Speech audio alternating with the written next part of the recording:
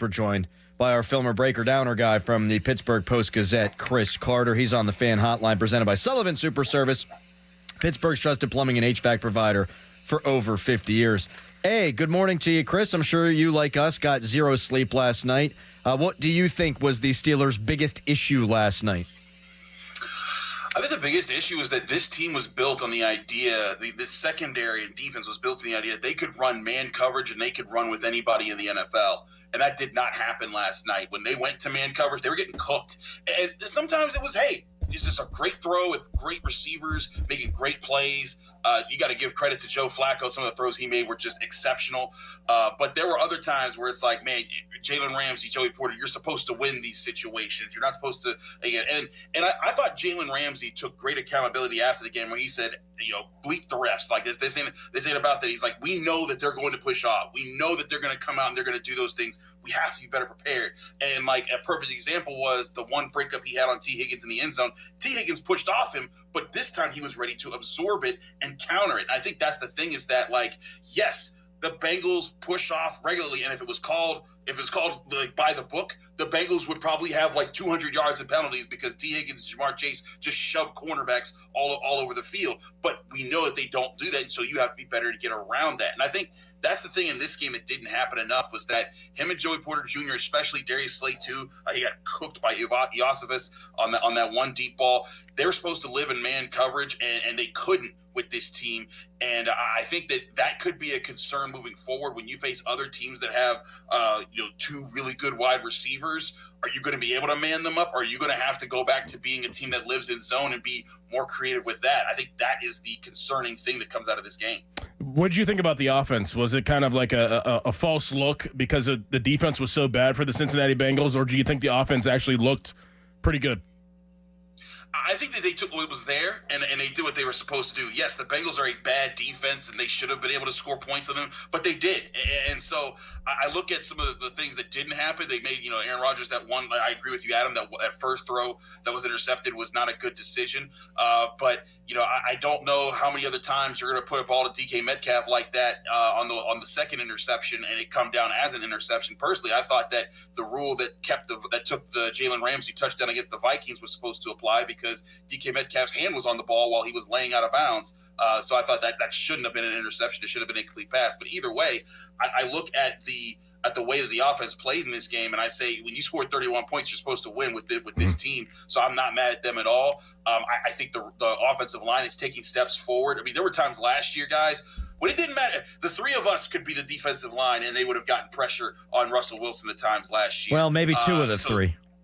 Yeah, but in all seriousness, like they were giving Aaron Rodgers plenty of time, and I think that they deserve credit for that. They ran the ball well, and Aaron Rodgers. I know that Arthur Smith. The whole team might have lost that one, but Arthur Smith went to bed feeling really happy because he got Aaron Rodgers to throw 4 touchdown passes to tight ends, and that's just what Arthur Smith loves to do. So I think that they showed good signs, but like everything else, they got to keep building forward. I think the offense is trending positively. The shame of it is if the defense had continued their positive trends, they would have walked away with an easy win in this one. Absolutely. Chris Carter, the Post-Gazette, joining us here on the Fan Morning Show. The Steelers had gotten a ton of pressure the last 3 weeks, 17 sacks. They had also stopped the run in a way that they didn't in the playoff game last year and the first couple of games of this season. What happened against the run yesterday? I'm still assessing that. I haven't had a chance to look at the all 22 just yet. But I think that the big thing was that they did not properly anticipate where the Bengals were going to be coming from in their run game, particularly because the Bengals didn't run the ball before this week. They had 56 yards per game, before this. And that's not because they were just running, 50 times a game and getting 2 yards. It was because they just haven't been running the ball. So I think part of it might have been they might not have properly anticipated it. But as Cam Hayward says, it doesn't matter. You're supposed to stop the run. Like against this offensive line, you weren't supposed to let them get going. You're supposed to be aggressive and set the tone. And that's something that also should be alarming if the Steelers defense can't do this with offenses that just want to show some new looks. And so, personally, I think that the Steelers defense was again the biggest reason here. But when you allow them to run the ball and your man coverage isn't working, and then your pass rush isn't getting home a whole lot, you're going to have some problems. And I also think that some of the problems was, hey, the Bengals, they get away with a lot of holes, but again, you have to fight through those things. That's what good teams do. You go back to some of those big games in the 2008 season when they won a Super Bowl. There were several times where those players fought through really bad calls that should have been. You can go back to the Colts game in 2005 when Joey Porter says cheat that.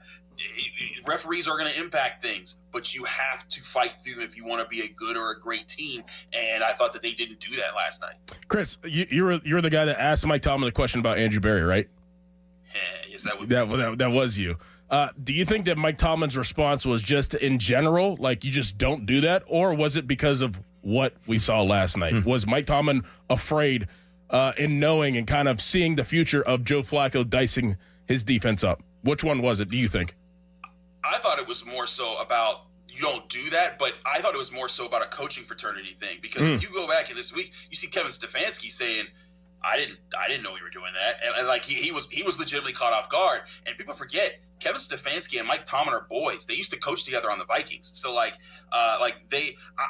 actually thought that was more of Mike Tomlin just being like, I'm going to stand up for my guy right now because the Browns are probably going to stink even more now, and I'm going to and he's going to get cooked, and I'm going to just put it out that maybe the GM had something to do with this.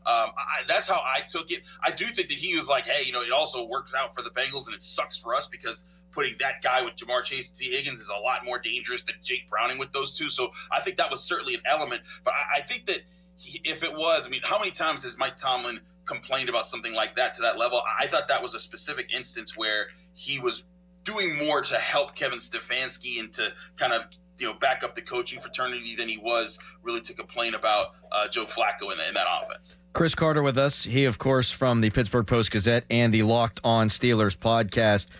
Chris, the Steelers are still favored in Vegas to win the AFC North. They are plus, what did I say before, 130. And the Ravens at plus 125.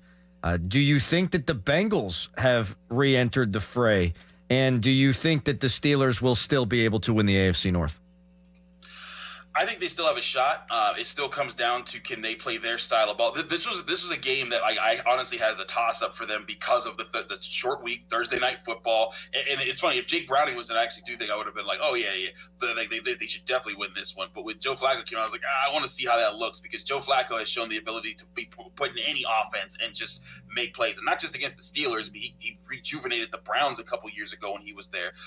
So I look at the situation. I don't think the Bengals are out just yet, because I do think that Joe Flacco can give his receivers some chances to win. But I also think that there's going to be some times where the Bengals' backs were against the wall. If they lose that game, they fall to 2-5 on their record. So they would have fallen out of contention. I don't know if they'll do all the work to get back in the race, but I do think the Ravens will be coming back. I do think that Lamar Jackson is going to get healthy. The rest of that schedule is not a difficult one. There's some challenges on the way. The Steelers need to get to 11 wins. That is the bottom line. And in their 11 wins, they have to split with the Ravens, and maybe I think at this point, to get there, you kind of need to beat the Bengals the second time too. But you need to split with the Ravens, because if you split with the Ravens, you automatically already give them a 6th loss. So I think that's the key here. Is it's still 11 wins. If you guys remember at the start of the season, you guys asked me, I said this team is an 11-win team. I thought this is an 11-6 team. I still think they're on pace for that. The difference now is that the rest of the division has fallen short early. So you're saying, well, maybe if they push a little bit more, they'll get there. But I still think this is their division to win if they can get to 11 wins. But the bottom line is they gotta handle their business moving forward. This was a game that if they won, they would have given themselves a cushion to go 1-2 in these next 3 against the Packers, Chargers, and Colts. But now they kind of need to go 2-1 at least to get to that pace that we're talking about. Chris, did anybody play well on defense? Was there any bright spots on defense? I thought Chuck Clark did. I thought that you think back to he broke up that pass to Jamar Chase in the end zone. He had a big hit in the backfield. Now, granted, I have to look at how he did in other things because obviously the whole pass defense just got chopped up by the Bengals. So I mean, eventually, I'm sure he got cooked somewhere somehow. But I thought he did well there. But it's tough for me to pick and find anyone that did well in a game when you give up 33 points. In the way that they did, especially with the run game wasn't stopped, the pass game wasn't stopped, so it's tough to find anyone. But if just thinking off the top of my head, I would say Chuck Clark would be my answer. But if Chuck Clark's the guy that's been your best defensive player, something went terribly wrong in your game. All right, last thing for you, and you sort of addressed it in your first answer, but I'll ask it more poignantly here than I did the first time around. More scheme or player-related on the defense? It's a mix because the scheme was designed trusting that these guys would win those matchups. So that is on the players. And I think that was Jalen Ramsey's point. It was like at the end of the game, they're in man coverage. He has the alignment. He even has good coverage. Joe Flacco just threw a better ball. Yep. T. Higgins adjusted to it in the air, and Jalen Ramsey got beat on that play. And if Jalen Ramsey makes a play on that one and intercepts that pass, we're not talking about it like that. So I think that's just that. But I do think the scheme comes into play is after the first half when they realized, okay, we're calling man, and these guys are still cooking us. We need to come up with some different looks. That's where scheme comes into play. And so I think sometimes people get bad at coaching for a single game. To me, coaching comes best in when you don't allow something to carry over into future games. Like, for example, it was bad last year that they allowed themselves to get bullied in the run as much as they did in the late part of the season, and then you saw it come up in the playoff game, and that's why they lost. Now they have to look at it and say, hey, when we go up against other teams with talented wide receivers, including their rematch with the Bengals, they have to have a better plan in place. And sometimes it may be, I know the Steelers don't like to do this, but it may sometimes be just, you know what, we're putting two guys on both of these guys. And I know that might stink for Mike Tomlin. I know that might be like a sense of like, hey, we're not forfeiting that. But sometimes you may need to say, hey, we're going to do something that they don't expect us to do. Because Jamar Chase said they did what we expected them to do. And I think that was because the Steelers said, we're not going to forfeit the entire defense to stop these two guys. We're going to have some schemes, but we're still going to trust our guys to win across the board. It'll be up to the Steelers to decide, hey, was this a fluke performance? Will our DBs win the next time we come out there and we come to call similar things? Or do we change up what we do most of the time to face this specific team? That's going to be, I think, a big test when these teams play again in a month. Chris, very good. We appreciate it as always, man. Get some sleep. No, I'm going to try, fellas. See you later. Thanks, Chris. Chris Carter, the Post-Gazette.